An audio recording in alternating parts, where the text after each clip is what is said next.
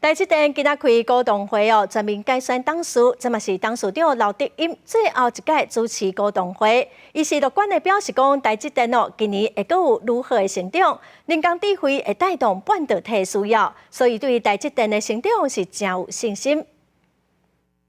我想还没有那么高了，几乎我们会继续努力。用真趣味的方式回答问题，大卡是伫拍扑啊。这是台积电董事长刘德音退休进前主持上尾一场的股东会，气氛是真轻松。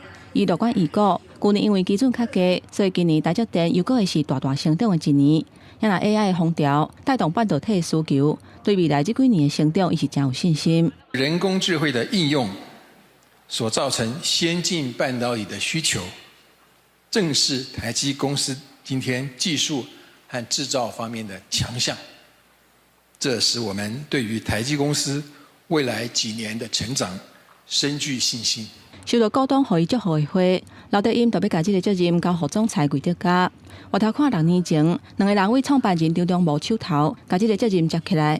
台积电的股价为229块大起270%，创下878块新的记录。所来嘛开始由魏德嘉专心领导的时代。那你知道董事长要退休了吗？知道。然后呢？祝福他。虽然大环境的不确定性持续存在，但我们预计今年将是台积公司健康成长的一年。另外有股东讲到华为，这个发展争议大纲，敢会超过台积电的。刘德音讲，对每一个竞争的对手，伊拢真认真看待。不过现阶段应该是无啥可能。台积电测试伫股东会表现的鼓励之下，开盘小可有起，嘛起到851块。